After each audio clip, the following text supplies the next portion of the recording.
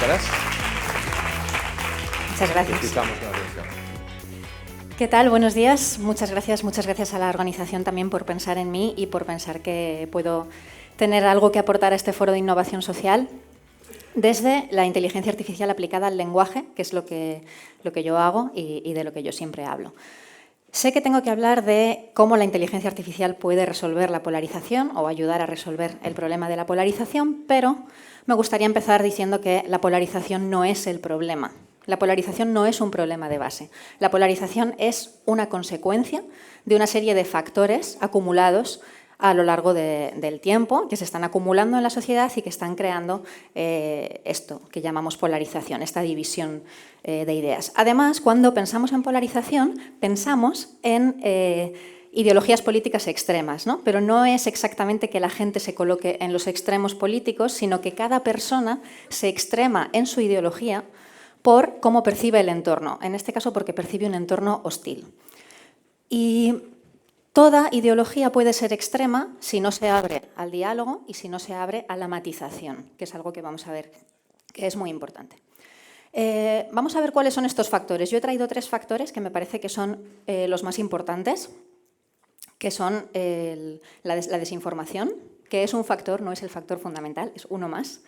El discurso de odio y la desconfianza. Casualmente, todos empiezan por D de Dinamarca, pero es casualidad. Son los 3 factores que yo pienso que están colaborando con esta polarización que se está creando en la sociedad y muy en especial en las redes. Vamos a empezar con la desinformación, porque aquí hay que tener en cuenta 2 cosas, 2 datos. El primero es que el porcentaje de desinformación dentro del consumo general de información no llega al 1%. No es tanta como pensamos o como tenemos en el imaginario. Hay desinformación, pero hay mucha más información.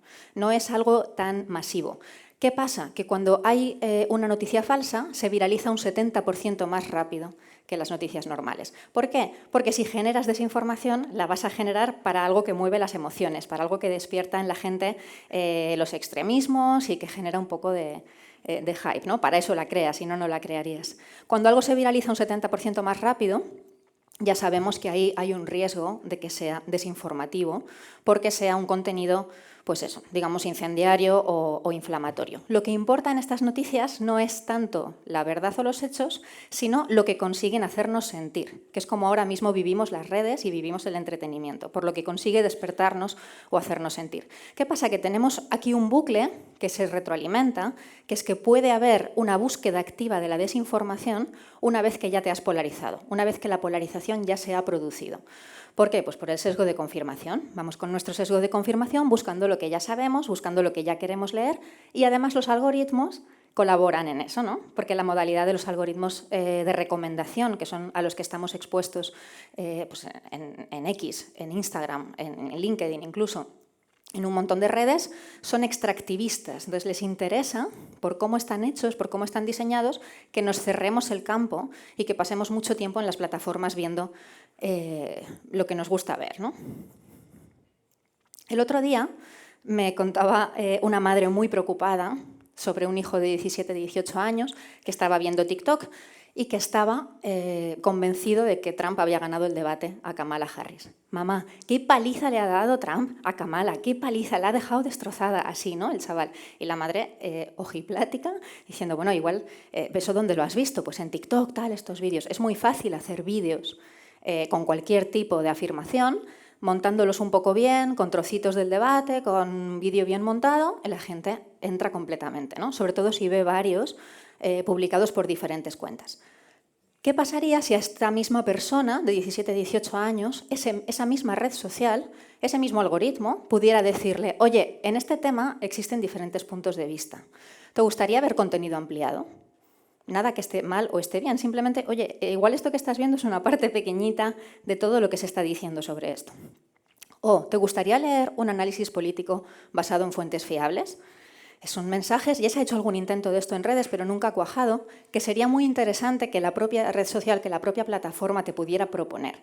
No porque te vaya a convencer de nada, sino porque te va a hacer dudar. Esto es lo más importante, que te haga dudar.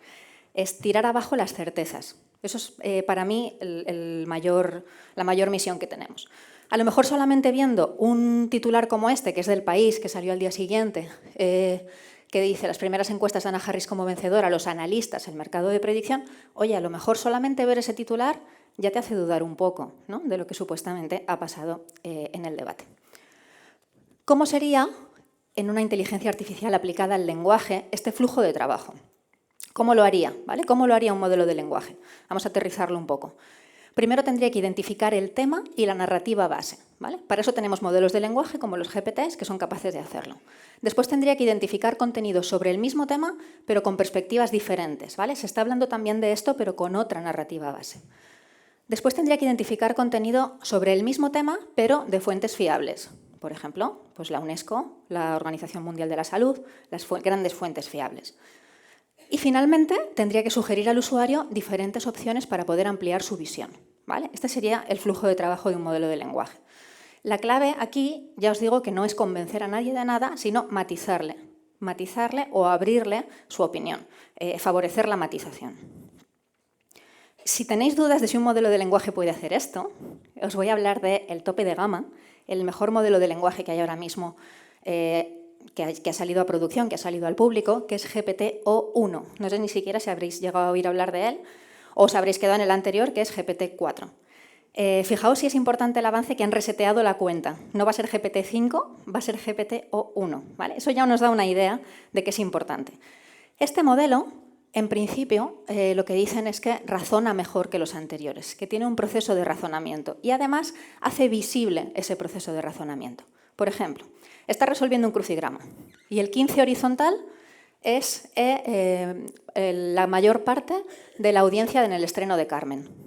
Ese es el 15 horizontal. No es fácil, ni siquiera para un ser humano es fácil. Nos llevaría un rato pensarlo, ¿vale? Ya por lo del estreno y por lo de la audiencia sabe que Carmen es una ópera, ¿vale? Eso es nivel 1 de modelo de lenguaje, eso es fácil.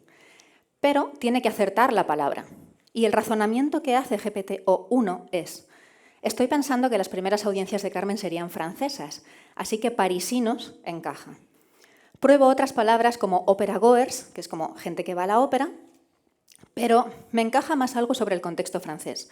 Prueba parisinos, parisians y acierta, ¿vale? Acierta la palabra.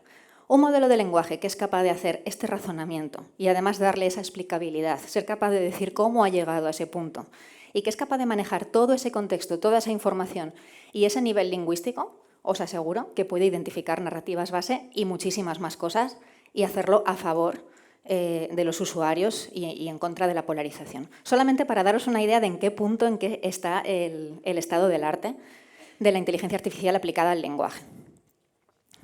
Vamos al punto 2, que es el discurso de odio. Yo creo que en este foro no tengo que explicar lo que es el discurso de odio, pero por si acaso, las Naciones Unidas lo reflejan como cualquier tipo de comunicación o discurso que ataque a colectivos o individuos desde la base de quiénes son, desde la base de ser quienes son por características inherentes como la raza, el género o la religión. Lo tenemos todos muy claro, pero por si acaso. A mí me gusta mucho este estudio, que es de 2021. No ha tenido mucha continuidad, pero a mí me encanta contarlo porque es muy esperanzador. Y además utiliza la inteligencia artificial a través del lenguaje para luchar contra el discurso de odio. En Twitter, cuando era Twitter, lo que hicieron fue desde la Universidad de Nueva York lanzar mensajes de advertencia a determinados grupos de usuarios en Twitter que utilizaban discurso de odio. Había un grupo de usuarios que recibía este mensaje cuando estaba a punto de publicar. Si continúas usando discurso de odio, podrías perder tus publicaciones, amigos y seguidores y no recuperar tu cuenta. Un mensaje más duro, ¿vale? Otro grupo de usuarios, el grupo 2, recibía el mensaje 2, más suave. Entendemos que tienes derecho a expresarte, pero ten en cuenta que si sigues usando un discurso de odio, tu cuenta puede ser suspendida. La gente que recibió el mensaje 1 redujo el discurso de odio en un 10%, no solamente en ese tuit, sino en la siguiente semana.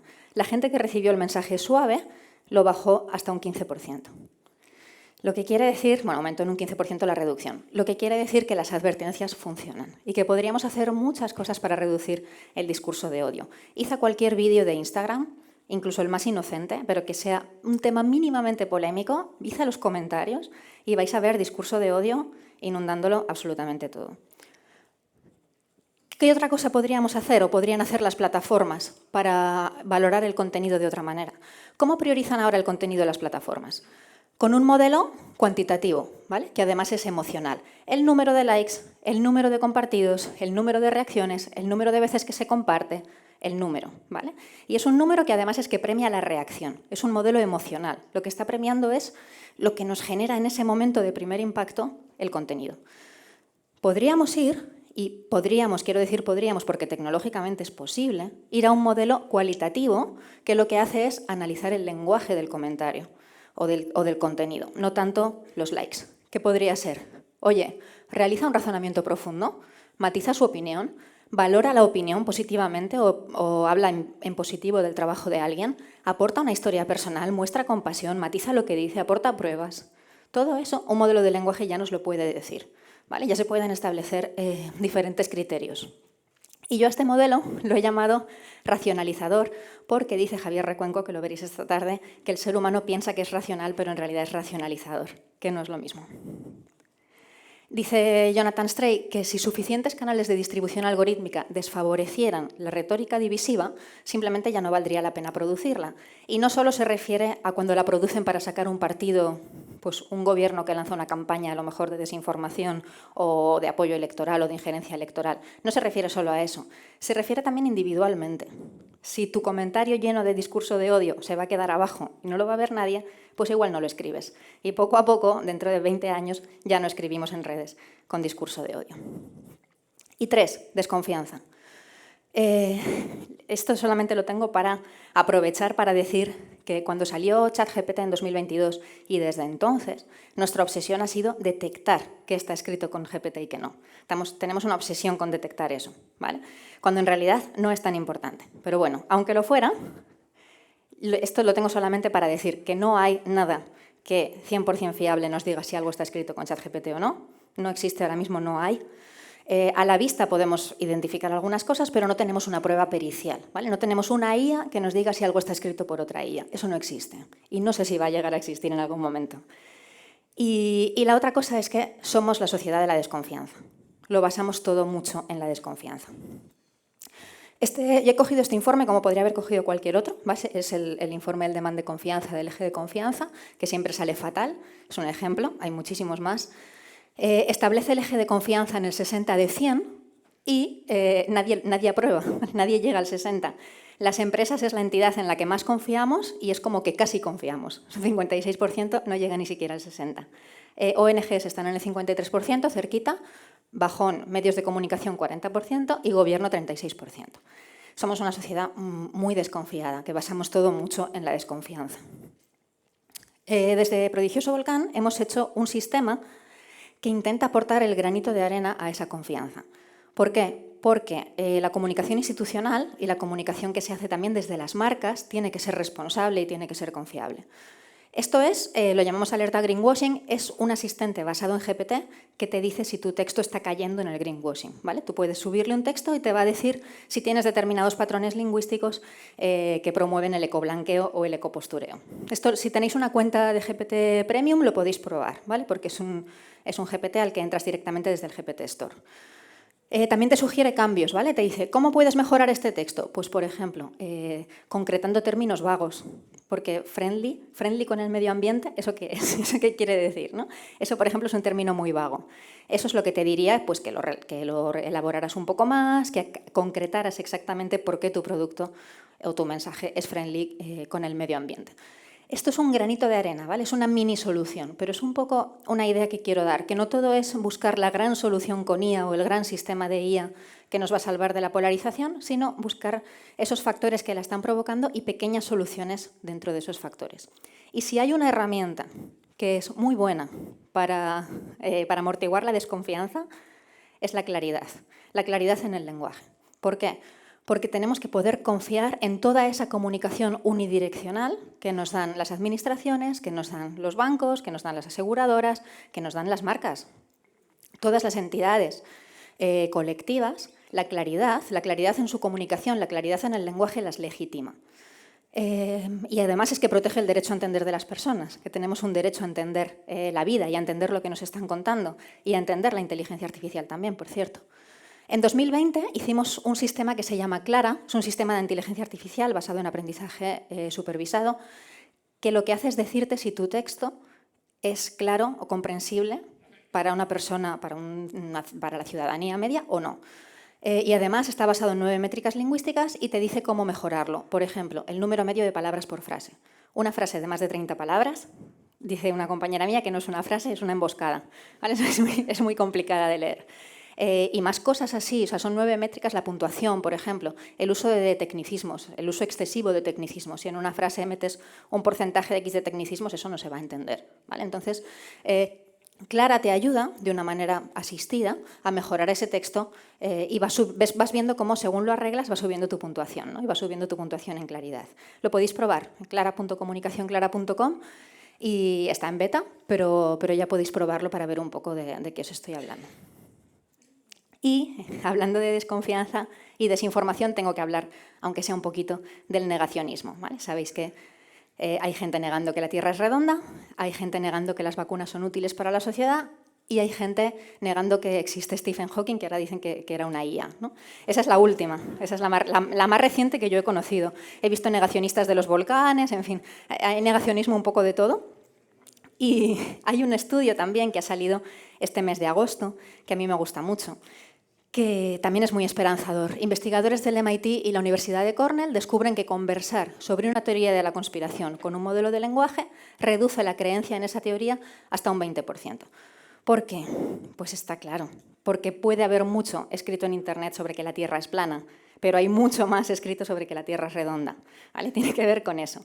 Parece ser que el modelo de lenguaje es tan capaz de dar contraargumentos tan rápido, citar tantas fuentes, manejar tantos datos, que la persona al otro lado se acaba apabullando. ¿Vale? Va un poco por ahí. Y por lo que decíamos de destruir las certezas absolutas en temas complejos.